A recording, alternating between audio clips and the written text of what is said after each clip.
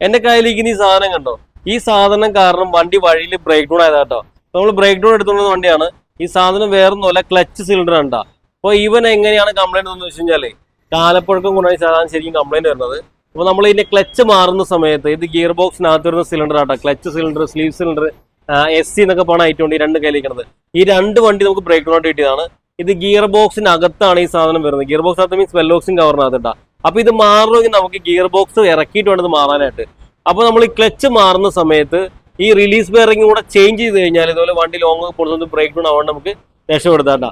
അപ്പൊ നമ്മൾ സാധ്യത റേറ്റ് ഉണ്ട്, റേറ്റ് ഉള്ളതുകൊണ്ട് അതിന്റെ ആൾക്കാർ മാറില്ല, ചേഞ്ച് ചെയ്യാണ്ട് ഇത് തന്നെ ഇടാൻ നോക്കൂട്ടാ.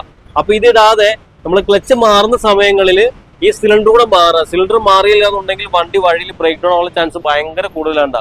അപ്പൊ ഇത് ബ്രേക്ക് ഡൗൺ ആയി കഴിഞ്ഞാൽ നമുക്കിത് ഗിയർ ബോക്സ് ഇറക്കി, അതായത് ഒരു 1-2 ദിവസം കൂടെ പോകും. കാര്യം വണ്ടി നമുക്ക് വഴിയിലൊക്കെ പോയി പെട്ട് കഴിഞ്ഞാൽ വർക്ക്ഷോപ്പിൽ കയറ്റി ഗിയർ ബോക്സ് ഒക്കെ ഇറക്കിയിട്ട് ചേഞ്ച് ചെയ്യണം. ഇത് ഗിയർ ബോക്സിന് പുറത്ത് വരുന്ന സിലിണ്ടർ ഉണ്ട്, അത് നിങ്ങൾ മാറിയാലും കുഴപ്പമില്ല.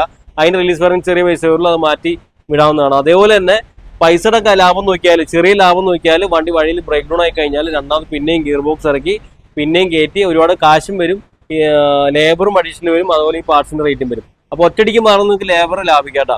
അപ്പൊ ഈ ക്ലച്ച് സിലിണ്ടർ മാറിക്കഴിഞ്ഞാൽ വണ്ടി വഴിയിൽ ബ്രേക്ക് ഡൗൺ നോക്കാം നമുക്ക് കേട്ടോ. അപ്പോൾ ക്ലച്ച് മാറുമ്പോൾ റിലീസ് ബെയറിംഗ് കൂടെ മസ്റ്റ് ആയിട്ട് ചേഞ്ച് ചെയ്യാം.